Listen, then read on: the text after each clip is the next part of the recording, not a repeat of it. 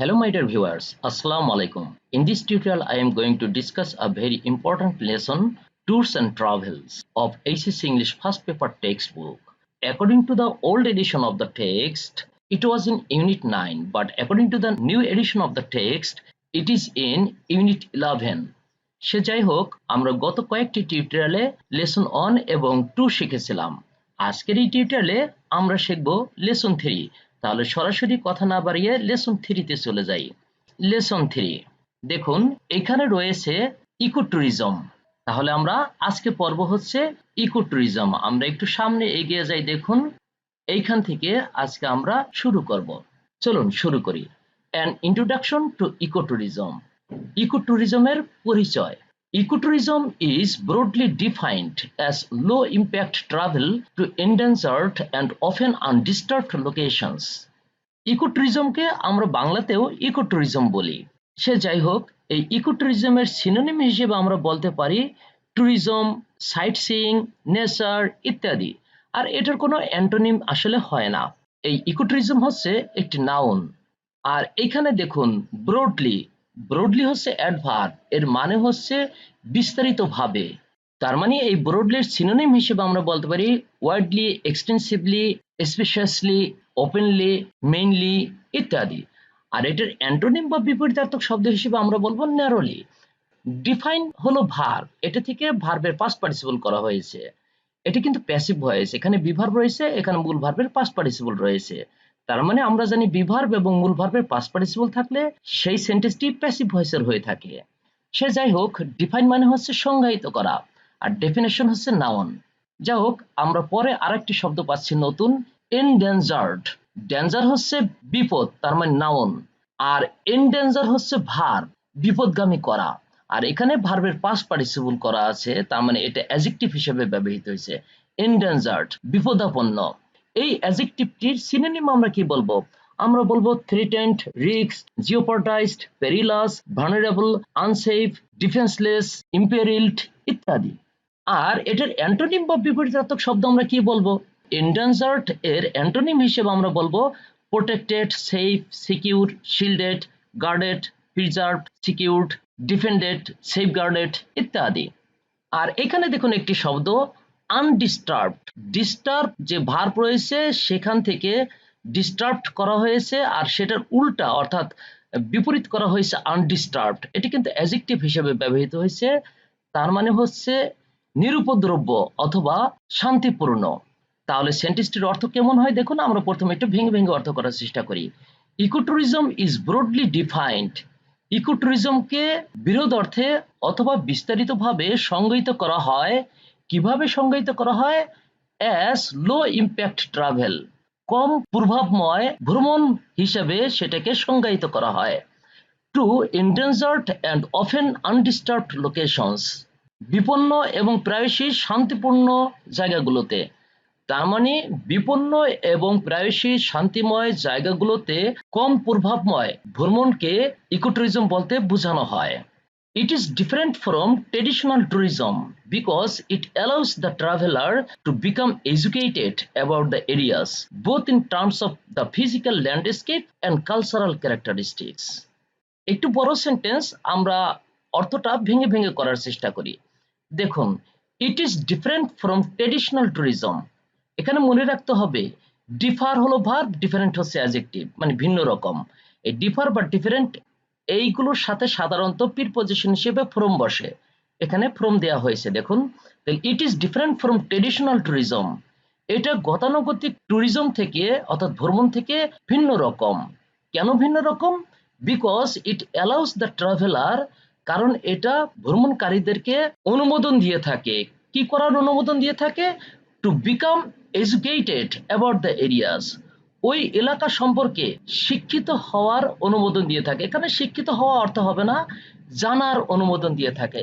কি জানার ক্ষেত্রে? দেখুন, both in terms of the physical landscape and cultural characteristics, ওই জায়গার গঠনগত দিক থেকে এবং সেটার সাংস্কৃতিক বৈশিষ্ট্যের দিক থেকে জানতে দেওয়ার সুযোগ দেওয়া হয় ভ্রমণকারীদেরকে। তাহলে পুরো সেন্টেন্সটির অর্থ কেমন দাঁড়াচ্ছে দেখুন, এটা গতানুগতিক ভ্রমণ থেকে ভিন্ন রকম, কারণ এটা ওই স্থানের গঠনগত এবং সাংস্কৃতিক বৈশিষ্ট্য উভয় সম্পর্কেই ভ্রমণকারীদেরকে জানতে দেয়। It often provides funds for conservation and benefits the economic development of places that are often impoverished. এখানে দেখুন দুটি নতুন শব্দ, কনজারভেশন, এটা হচ্ছে সংরক্ষণ, এটি নাউন, কনজার্ভ ভার্ব থেকে কনজারভেশন নাউন এসেছে। আর এখানে দেখুন ইম্পোভারিস্ট, ইম্পোভারিস্ট হচ্ছে অ্যাডজেক্টিভ, এর মানে হচ্ছে দরিদ্র অথবা জরাজীর্ণ। তাহলে দেখুন সেন্টেন্সটির অর্থ কেমন। ইট অফেন প্রোভাইডস ফান্ডস, এটা প্রায় অর্থের যোগান দিয়ে থাকে। কিসের জন্য? ফর কনজারভেশন, এটা সংরক্ষণের জন্য প্রায় অর্থের যোগান দিয়ে থাকে। And benefits the economic development, এবং অর্থনৈতিক উন্নয়নের ক্ষেত্রে সুযোগ সুবিধা দিয়ে থাকে। কাকে সেই সুযোগ সুবিধা দেয়? Of places that are often impoverished, ওই সব জায়গাগুলোকে সুযোগ সুবিধা দেয় যেগুলো হচ্ছে জরাজীর্ণ বা হতদরিদ্র। তাহলে দেখুন পুরো সেন্টেন্সটির অর্থ কেমন। এটা সংরক্ষণের জন্য প্রায়শই অর্থের যোগান দিয়ে থাকে এবং ওইসব জায়গাগুলোর অর্থনৈতিক উন্নয়নের ক্ষেত্রে সুযোগ সুবিধা দিয়ে থাকে যেই জায়গাগুলো প্রায়শই জরাজীর্ণ। আমরা একটু সামনে এগিয়ে যাই। দেখুন প্রিন্সিপালস অফ ইকোট্যুরিজম, এখানে কিন্তু প্রিন্সিপালস হচ্ছে নিয়ম নীতিকে বোঝাচ্ছে, এটি হলো নাউন। তাহলে অর্থ কি? ইকোট্যুরিজমের নিয়ম নীতি। Due to the growing popularity of environmentally related and adventure travel, various types of trips are now being classified as ecotourism. Popular হচ্ছে অ্যাডজেক্টিভ আর পপুলারিটি হচ্ছে নাউন। পপুলার হচ্ছে জনপ্রিয় আর পপুলারিটি হচ্ছে জনপ্রিয়তা। আর এখানে দেখুন অ্যাডভেঞ্চার হচ্ছে দুঃসাহসিক, আর ক্লাসিফাই হচ্ছে ভার্ব, এর মানে হচ্ছে শ্রেণীবিন্যাস করা, আর ক্লাসিফিকেশন হচ্ছে নাউন। তাহলে দেখুন সেন্টেন্সটির অর্থ কেমন হয়। আমরা প্রথমে একটু ভেঙে ভেঙে অর্থ করার চেষ্টা করি।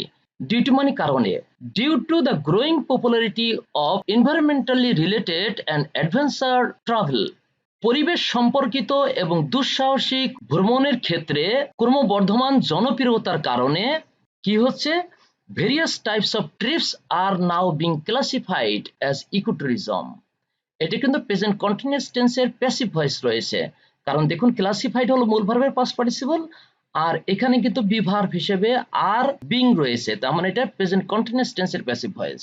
যা হোক, বিভিন্ন ধরনের ভ্রমণকে ইকোট্যুরিজম হিসেবে এখন শ্রেণীবিন্যাস করা হচ্ছে। তাহলে দেখুন পুরো সেন্টেন্সটির অর্থ দাঁড়াচ্ছে ঠিক এইরকম। পরিবেশগত এবং দুঃসাহসিক ভ্রমণের ক্ষেত্রে পরিবর্ধিত জনপ্রিয়তার কারণে বিভিন্ন ধরনের ভ্রমণগুলোকে এখন ইকোট্যুরিজম হিসেবে শ্রেণীবিন্যাস করা হচ্ছে। Most of these are not truly ecotourism, however, because they do not emphasize conservation, education, low impact travel, and social and cultural participation in the locations being visited. দেখুন এখানে নতুন শব্দের মধ্যে রয়েছে এম্পাসাইজ। এম্পাসাইজ হচ্ছে ভার্ব, এর মানে হচ্ছে গুরুত্ব আরোপ করা বা গুরুত্ব দেয়া, আর এম্পাসিস হলো নাউন, তার মানে গুরুত্ব। তাহলে দেখুন সেন্টেন্সটির অর্থ কেমন। আমরা প্রথমে ভেঙে ভেঙে অর্থ করার চেষ্টা করি। Most of this are not truly ecotourism, এদের অধিকাংশগুলোই সত্যিকার অর্থে ইকোট্যুরিজম নয়। হাউএভার, সে যাই হোক, because they do not emphasize conservation, সেগুলো সত্যি সত্যি ইকোট্যুরিজম নয়। কারণ কি? কারণ সেগুলো সংরক্ষণের উপরে গুরুত্ব দেয় না। আর কিসের উপর গুরুত্ব দেয় না? শিক্ষার উপর গুরুত্ব দেয় না। লো ইম্প্যাক্ট ট্রাভেল, স্বল্প প্রভাবময় ভ্রমণের ক্ষেত্রে গুরুত্ব দেয় না। And social and cultural participation, এবং সামাজিক এবং সাংস্কৃতিক অংশগ্রহণের ক্ষেত্রেও সেটা কোনো গুরুত্ব দেয় না। In the locations being visited, যে এলাকাগুলোতে তারা ভিজিট করলো। তার মানে হচ্ছে পুরো সেন্টেন্সটির অর্থ দাঁড়াচ্ছে ঠিক এইরকম। এদের অধিকাংশগুলোই সত্যিকার অর্থে ইকোট্যুরিজম নয়। সে যাই হোক, কারণটা হলো এইগুলো সংরক্ষণ, শিক্ষা, স্বল্প প্রভাবময় ভ্রমণ এবং যেসব জায়গাগুলোতে ভ্রমণ করা হয় সেই জায়গাগুলোর সামাজিক এবং সাংস্কৃতিক অংশগ্রহণের ক্ষেত্রে সেটা বেশি গুরুত্ব দেয় না। Therefore, to be considered ecotourism, a trip must meet the following principles set forth by the International Ecotourism Society, TIS 2015. এখানে দেখুন এটা প্যাসিভ ভয়েস রয়েছে, টু বি কনসিডার্ড, এখানে বি হিসেবে সরাসরি বি ভার্ব রয়েছে আর মূল ভার্ব হিসেবে কনসিডার্ড এর পাস্ট পার্টিসিপল রয়েছে, তার মানে সেটা প্যাসিভ ভয়েস।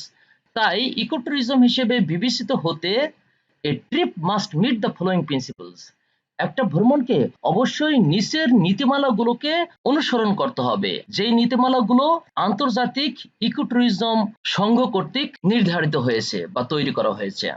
আমরা দেখি তাহলে সেই নীতিগুলো কি কি। Minimize the impact of visiting the location, that is the use of Rhodes.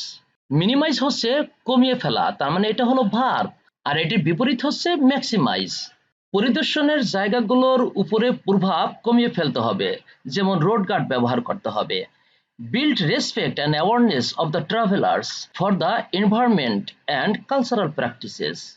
ভ্রমণকারীদের মধ্যে সম্মান এবং সচেতনতা বোধ জাগ্রত করতে হবে। কিসের জন্য? For the environment and cultural practices, পরিবেশ এবং সাংস্কৃতিক অভ্যাস বা চর্চার ক্ষেত্রে বা চর্চার জন্য। তার মানে পরিবেশ এবং সাংস্কৃতিক অভ্যাস বা চর্চার জন্য ভ্রমণকারীদের মধ্যে সম্মান এবং সচেতনতা বোধ জাগ্রত করতে হবে বা তৈরি করতে হবে। Ensure that ecotourism provides positive experiences for both the travelers and the hosts. Ensure হচ্ছে নিশ্চিত করা, sure হচ্ছে অ্যাডজেক্টিভ, সিউরিটি নাউন, আর ensure হচ্ছে ভার্ব। নিশ্চিত করতে হবে, কি নিশ্চিত করতে হবে? that the ecotourism provides positive experiences.